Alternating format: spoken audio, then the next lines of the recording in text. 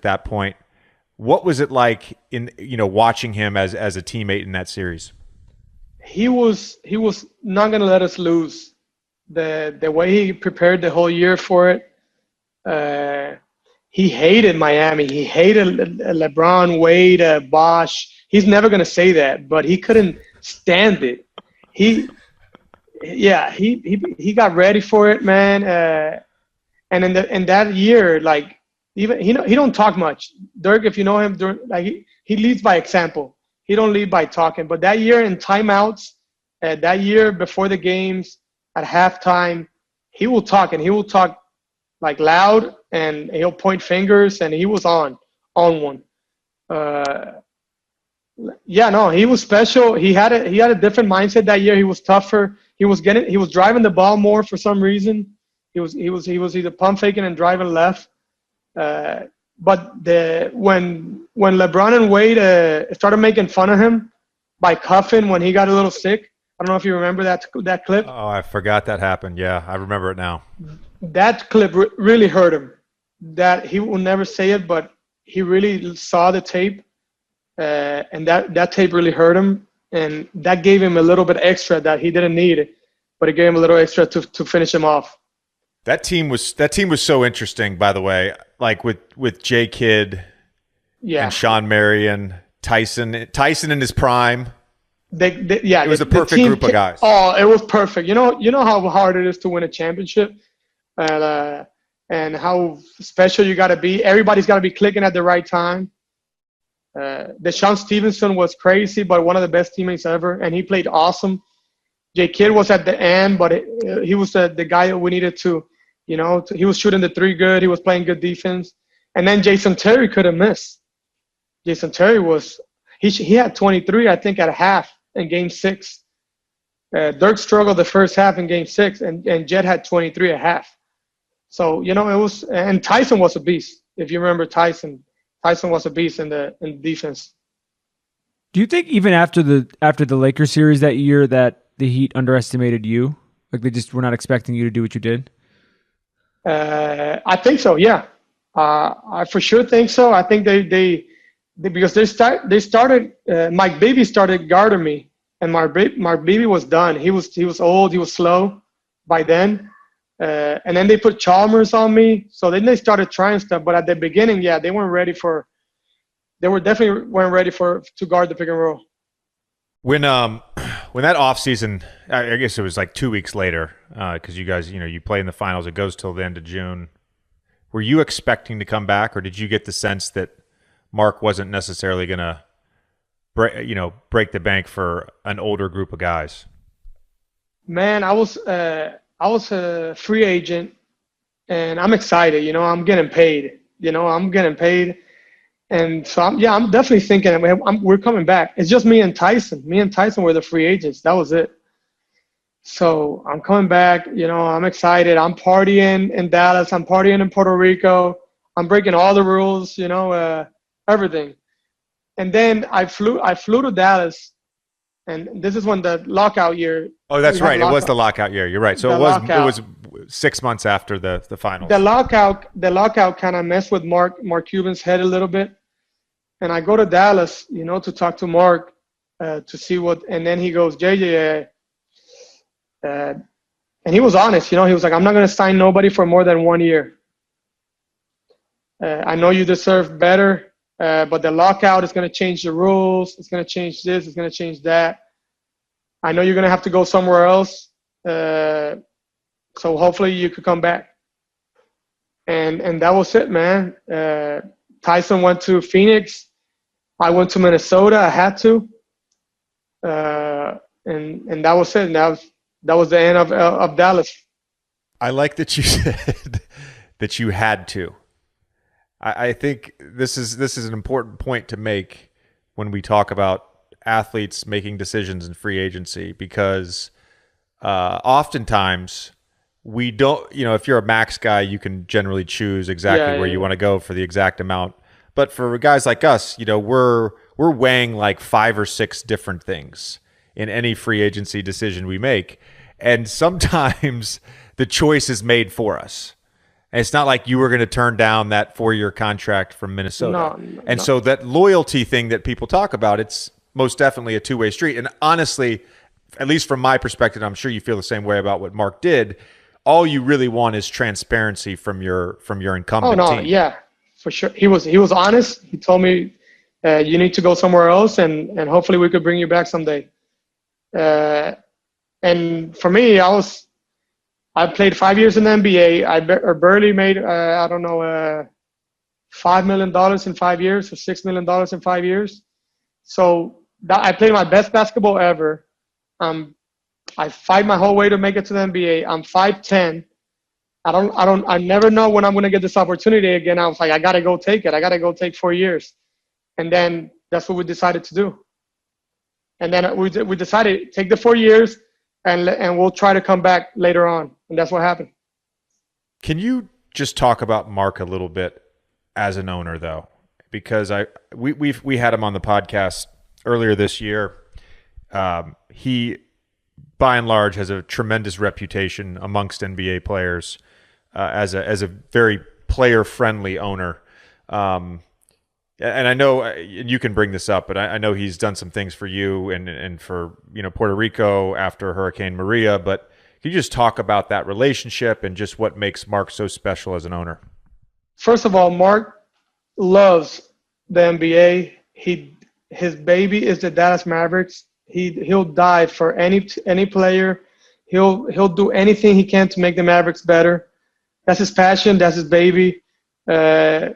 But I see Mark as my teammate. Like, I saw Mark as we partied, we battled, we had our up and downs basketball wise.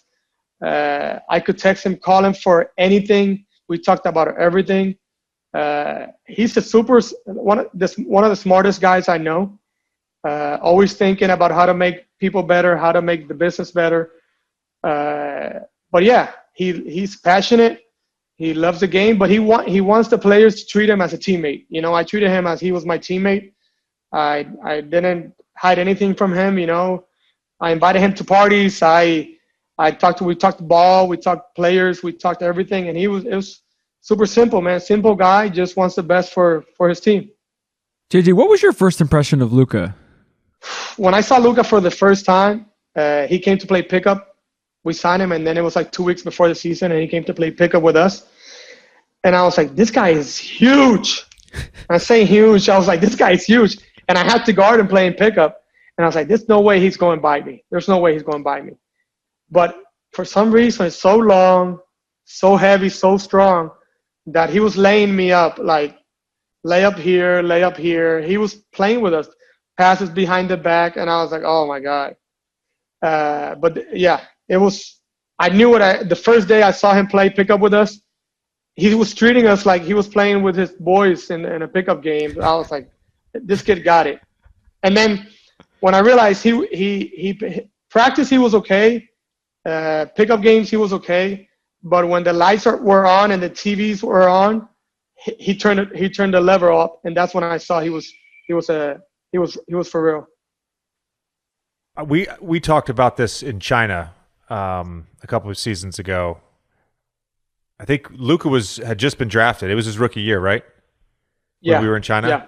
So you'd only seen him play, with the Mavs for a couple weeks. And I remember you saying to me, like, if this guy takes the game seriously, not in like a negative way, but if he takes the game seriously, he's going to be incredible. He's just that good. What did you sort of mean by that? Well, he's still a kid, Jay. He's still chilling. I think he's still chilling. He's still growing. He still hasn't, in a good way, he still hasn't taken the next step, if you know what I mean.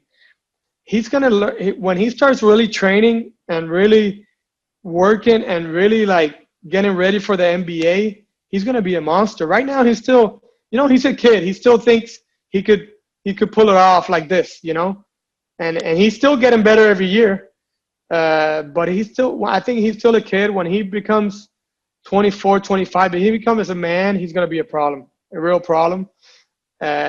He loves the game. He loves his teammates. So he loves to compete against the best. He wants to compete against the best. So he's got all the things I think you need to be really great at basketball. To a degree, we all are guilty of what you're talking about when we're in our early 20s. We think we can just get away with more. We can put whatever we want in our body and then go hoop the next day. It's not an issue, whatever.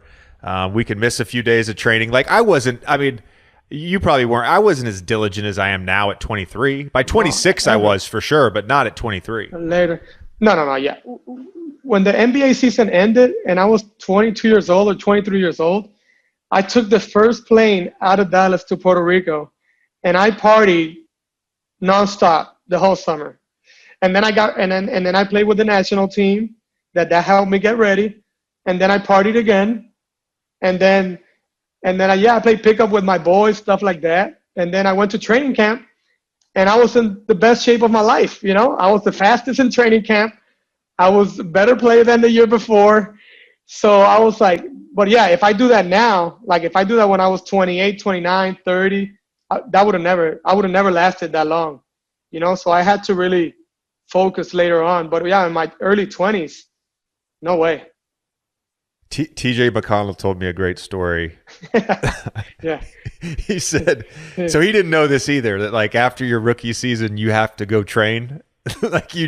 So he like went back home to Pittsburgh and he just drank beer. And then he came back and Brian Colangelo called him in his office and was like, you look like a fucking linebacker. You need to lose some weight.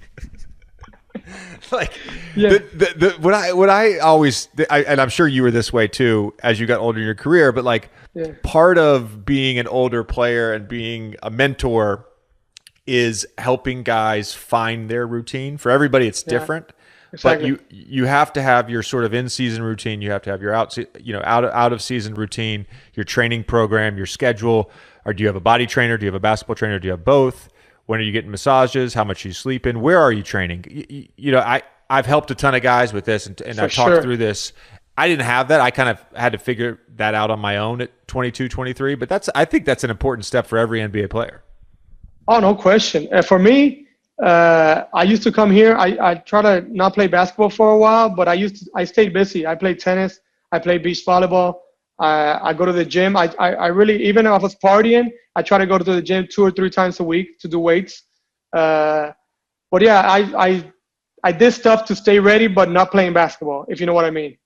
And then Dirk, I used to watch Dirk. Like, I was like, yo, if I do 25% of what he does, I'm good.